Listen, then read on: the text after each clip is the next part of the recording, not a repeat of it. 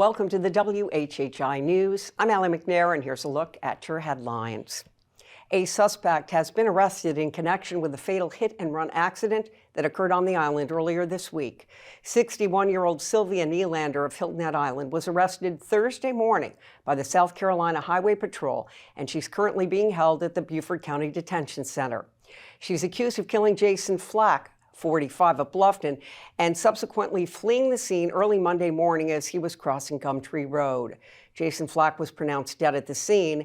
Nylander was arrested 2 days after the Highway Patrol located her vehicle, a white 2024 Toyota Camry. Well, the search continues for missing and endangered 81-year-old Martin Raffone of Sun City. The Beaufort County Sheriff's Office says Raffone suffers from dementia. They hope that someone may have seen him more recently than the 6 surveillance videos from area businesses, which show Raffone between 1 and 3 in the morning on the 20th, the day he left. Raffone is 5'7" tall, weighs about 165 pounds, with gray hair and blue eyes. He was last seen driving a white 2015 Hyundai Genesis. Well, if you're a South Carolina homeowner, you might be getting a property tax credit come this fall. State budget writers are considering converting the $500 million that has been saved from sales tax revenue since 2020 and giving it to property owners. Lawmakers want to distribute the credits across all 46 counties, with priority going to the most populated counties. Estimates are that the one-time property tax credit would range from $277 to $472. Well, lawmakers will vote on a finalized budget in June, and if the property tax credit is part of the budget, homeowners would see the credit reflected in their October bill. Supporters who want South Carolina to pass a hate crimes law that increases penalties for some crimes fueled by race, gender, or sexual orientation are running out of time. The hate crimes bill that passed in the House last year has been sitting on the Senate's calendar for nearly a year. If it's not taken up for consideration by the Senate during this session, the bill will die, meaning it will have to be reintroduced during the next session. Supporters say they have enough Republicans in the Senate for passage. Opponents voice concerns that the law could be used against religious leaders or to stifle free speech. When asked about the chance for a vote in the Senate, Republican Senate Majority Leader Shane Massey said, quote, "Don't hold your breath," end quote. Now, South Carolina and Wyoming, are the only states that don't allow for enhanced penalties if a crime was motivated by hate. The state legislature is looking to provide school choice to more South Carolina families by expanding the number of families who could get a $6,000 school voucher from those families of 4 with an income below $120,000 to include everyone. The program, called Education Scholarship Trust Funds, or more commonly known as school vouchers, is set to be implemented at the middle income level for the next school year. Proponents say the program will give more choice to parents over where they send their children to school, while opponents say it's giving public taxpayer money to support private schools rather than to public schools. Now, they filed a lawsuit that will be heard by the state Supreme Court next week. Actor Gary Sinise left behind something last weekend when he was honored at the Beaufort International Film Festival. His foundation wrote a check for $12,100 to the Beaufort Port Royal Fire Department so it could buy a forcible entry door to train first responders on how to breach commercial and residential doors in an emergency. Fire Chief Tim Ogden says his firefighters will be able to train with that door for years to come.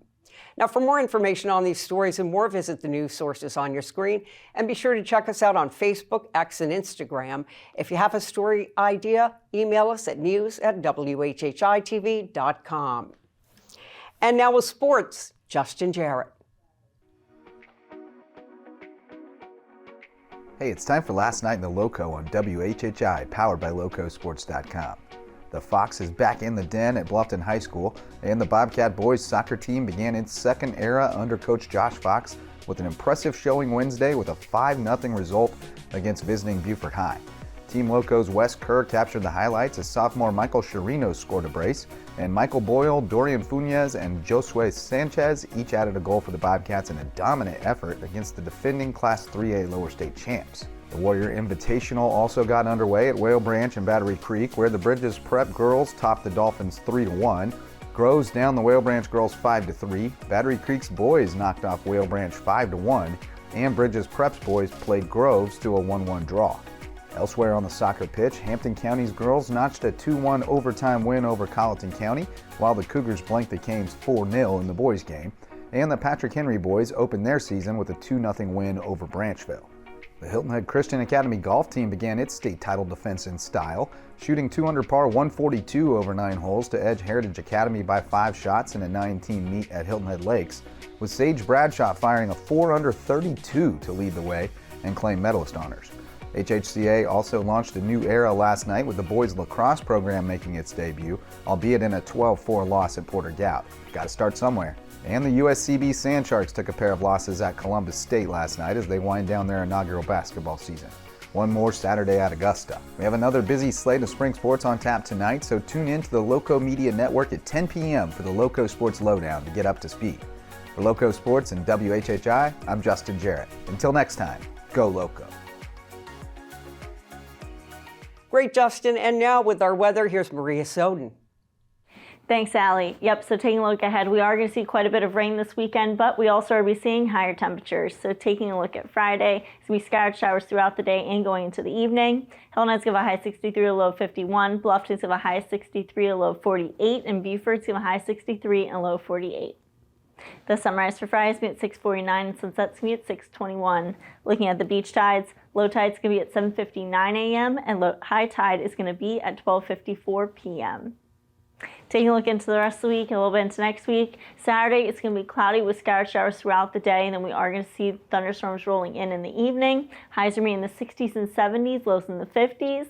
Then come Sunday, it's going to be cloudy with the highs getting into the 60s, lows in the 50s. And then come Monday, it's going to be sunny to partly cloudy with the highs getting back up into the 70s, lows in the 50s. That's it for today. Let's send it back to the desk. Thanks, Maria. Coming up next, we'll find out how the South Carolina Department of Consumer Affairs is doing its part to protect consumers. Stay right there.